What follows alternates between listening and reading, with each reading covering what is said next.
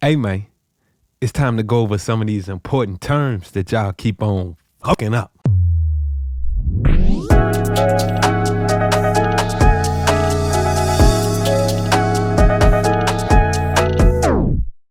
What's up, YouTube? Welcome back to the channel. I am Wavy Wayne from, that's right, wavywayne.com. Wavywayne.com is a dope place where you can go to get some session recording and mixing templates for all the DAWs, man. It's going to help you get the sound that you want even faster and save you a bunch of headache, man. All right, check out the website right now. I got some crazy deals going on, man. Today's video is going to be talking about some common terms, man. This is like a follow-up to a video I did a while ago where I went over some of the most misunderstood studio recording terms that there are out there. So I'm adding more to that list. And if you have some ideas of terms that you feel like really need to be explained, leave them down in the comments below and I will make another video to follow this one up with even more terms, because I feel like it's endless amount of terms for us to learn. All right, so let's just go ahead and jump right into the first term that we're going to use today, and the first one is going to be aux send.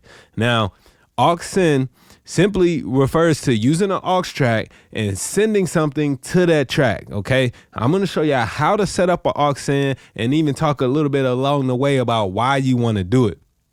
The most common uses for an aux track would be to apply like a reverb or delay or any other time-based effects, right? But you could also use your auxiliary sends to send to other outputs or anything like that. Auxiliary just means that it's another pathway that you're going to be sending out to, okay? Not that you getting an aux cable no, that ain't that, okay? So let me show you the most common way to actually set up and use the aux send. So first, let's just say I'm gonna play this little section of this beat here.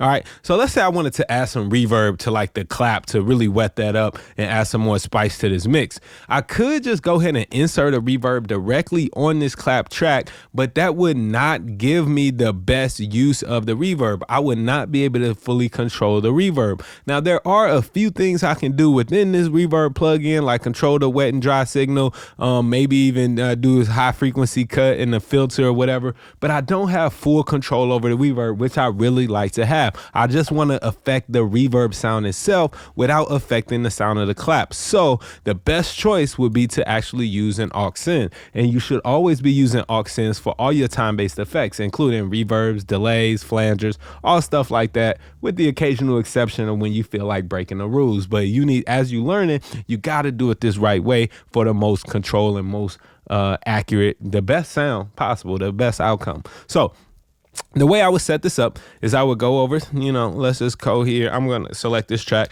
I'm going to make a new stereo aux input track. I'm going to go ahead and name it reverb. Okay. Now, what I'm going to do is assign a bus as the input to this reverb track. I'm going to use any bus just by clicking on the input path selector. IO stands for input and output. The top is the input, bottom is the output. I'm gonna click on the input path, go to a bus, and let's see, I actually have a reverb bus, but for the sake of this, I'm just gonna choose a random bus. Bus 11 and 12. You can choose any bus. Now, I do love to rename my buses, so I'm going to right click on that bus path and choose to rename it. So I'm going to name it verb, okay? But we know that's just bus 11 and 12, but I renamed it to make it easier for me as I'm navigating through my session. The next thing that I want to do is go ahead and place a reverb plugin on this actual track. Now, oftentimes I tell you that I like to affect the sound of the reverb itself and what's going into the reverb. So I'll probably even put another EQ on here before I actually go into that reverb and do some filters, man. Kind of like my Abbey Road technique that I love to use, to where I'll filter out, let's just keep it at 6 dB an octave. I'll filter out a lot of the lows on that reverb and then also filter out a lot of the highs on that reverb to get a much more natural reverb sound in the mix, okay? Now that I've done that, what I can do is go over to the send section. And if your sends aren't showing, one way to show them is to go up to the view menu, choose edit window views or mix window. Since I'm in the mix window, we're going to go to mix window views and choose to make sure that your sends are showing. Now with that send, I'm going to click on any one of the send selectors. You got 10 of them. And then I'm going to go and send to a bus. In this case, I'm going to choose the verb bus.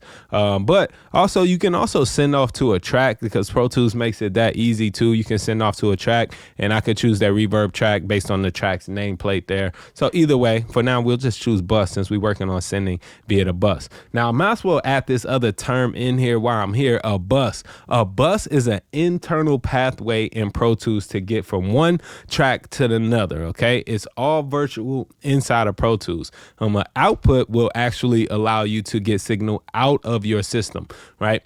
Now, in Pro Tools, what you'll notice is that they also have what they call output buses, right? But that just complicates things.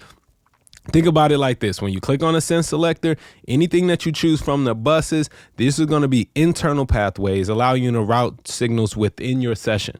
If you go to outputs, this is going to be stuff that actually routes signals out of your audio interface. Okay. So now that I actually got my send selected, I get this send level fader. So this gives me a whole lot more control. I control how much of that signal I want to actually send over into the reverb. And not only that, I can do all kind of stuff to this reverb effect anyway, make it a flange, delay, reverb, whatever. Let's hear what this sounds like as I add some reverb.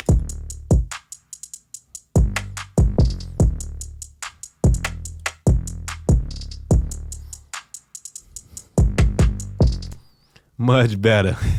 The next term that we're going to talk about here is latency. Latency. That is a huge term. Yeah, I'm sure you heard this term thrown around here in the studio, but basically what latency refers to is any time delay that is happening in your audio system. So a couple of points of latency that we need to be aware of that I'll go over right now. One of them is the latency caused by the time that it takes from signal to travel to your microphone, get processed in your DAW, and then travel back out to the headphones, right? So I'm sure you might have just been talking into a mic, or your client, they said yo into the microphone, and they're hearing themselves back at a delayed time, right? That makes it very hard to actually do your performance as you working in your session.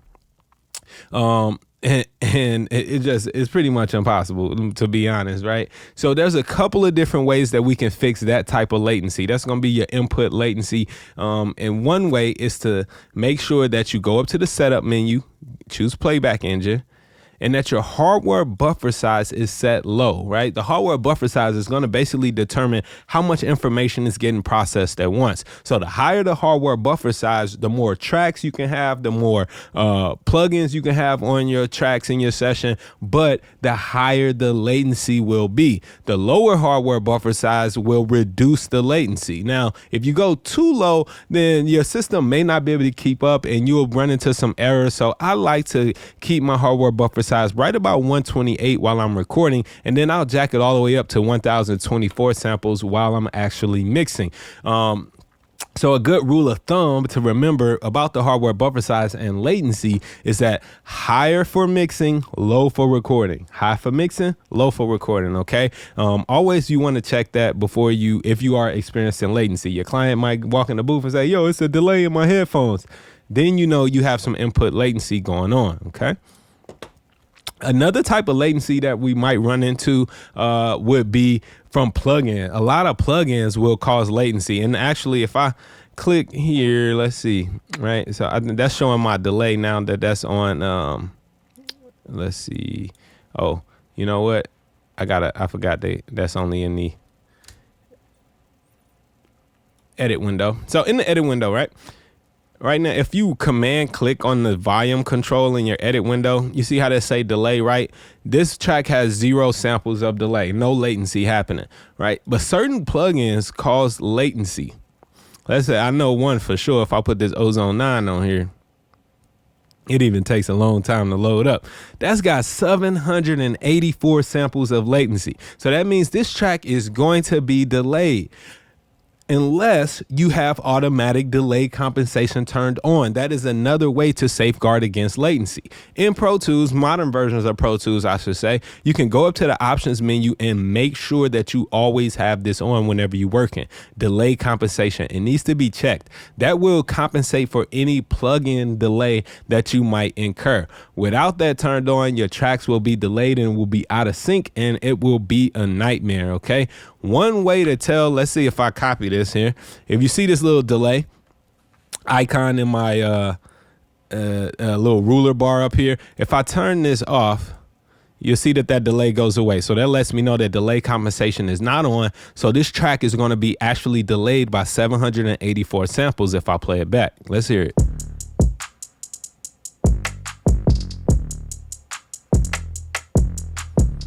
Right, it's not a super huge noticeable amount delay for that, but when you're talking about vocals and a vocal performance or harmonies and stacks, it can really become very obvious that something is off. So make sure that you're always working with delay compensation. And the dope thing about this is that if Pro Tools is not able to compensate for the delay for whatever reason, let's see if I can max it out. Wow, it compensates for a lot of delay. Well, it's got almost 4,000 samples of delay. Let's hear it. Let's hear it now. Still perfectly in time, but let's turn this off now. So now you can hear how much latency is actually on that track because the delay compensation is turned off. So you always want to keep that on, especially if you're experiencing any problems or working with processing intensive plugins. All right, y'all. The next tip that we're going to go over is actually going to be headroom, okay? Now, a lot of times is what I'll notice that a lot of new engineers won't leave enough headroom on their tracks as they're recording or mixing. Now, this causes you to start pushing levels higher and higher and higher. One of the most common things that we deal with this on is working with a 2-track beat. When you bring a 2-track beat into your session, oftentimes it's already limited and slamming the zero peak. So headroom is basically the space between the normal level of the track whenever it's playing and the ceiling, which is clipping. Okay, so however much room you have in there is the headroom. So just imagine you walk into a room, right, and the ceiling is right here. You know what I'm saying? You don't have no headroom. Right? You ain't got nowhere to move. But if you raise that ceiling up, or if you was a shorter person, then you got even more headroom. You can move your head around. You got a chance to even jump up and down. You got more headroom. Okay. So imagine that is your track. So once you are working on a track, it's important to have and leave headroom. Okay. So let's just say I'm gonna bring in a random 2-track beat. Let's see.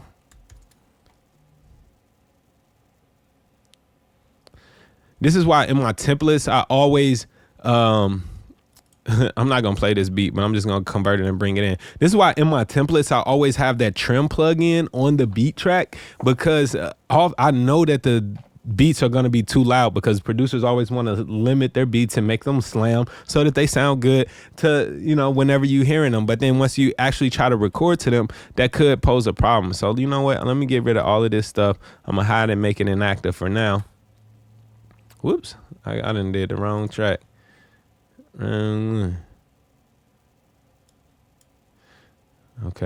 this is the one I want to hide and make inactive. Bring this one back. Okay, cool. So I'm going to mute this track. But let's just go to this loud part here, and we can see that even looking at the waveforms, right, it's pretty much slammed here. So if with having these meters all the way up, see how that signal is hitting the meter all the way at the top already? There's no room for the vocals, man. So if you don't go in here and bring that down, so let's go and I'm gonna use a trim plugin. I need to create some headroom,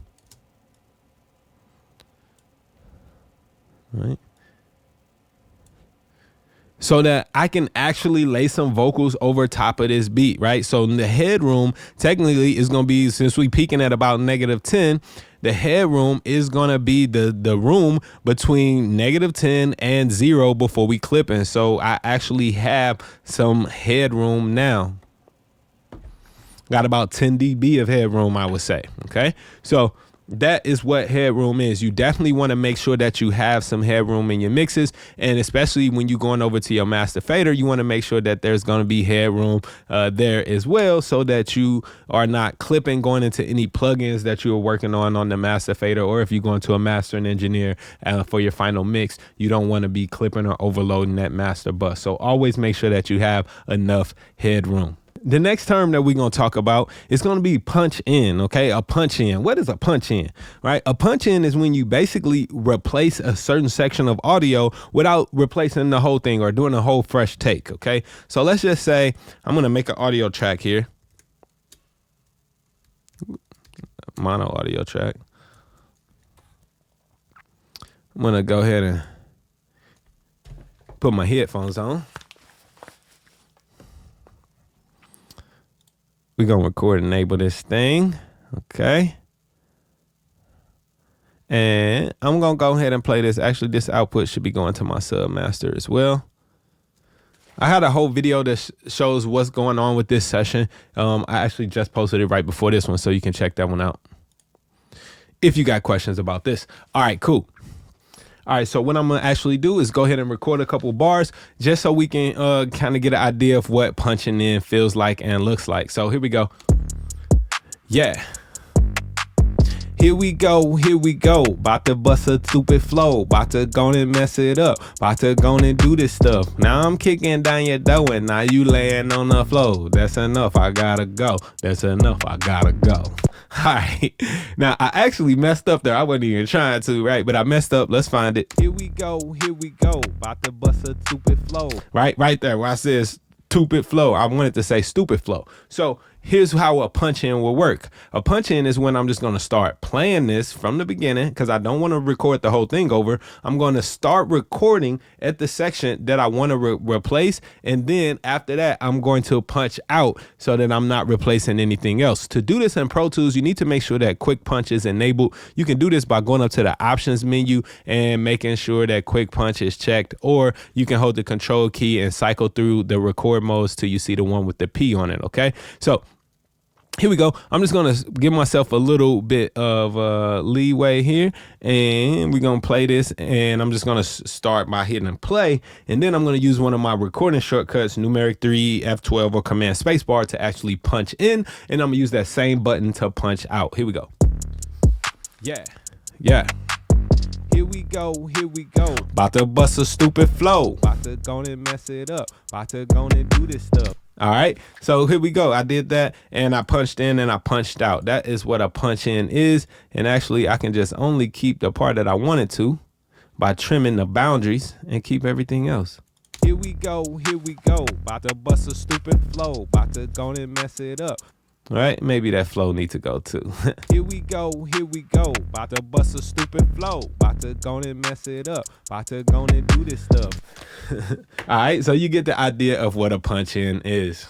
All right, family, that's all the terms that I have for y'all today. If you want more videos like this, make sure you leave a thumbs up and let me know down in the comments. What kind of terms and stuff do you have questions about, or would you like to actually be able to share with your clients and producers that you work with so that they can understand as well, man? Let me know down in the comments, and don't forget to visit wavywayne.com and copy your custom session templates to get busy in the studio today, man. All right, thanks for watching this video. Be dope.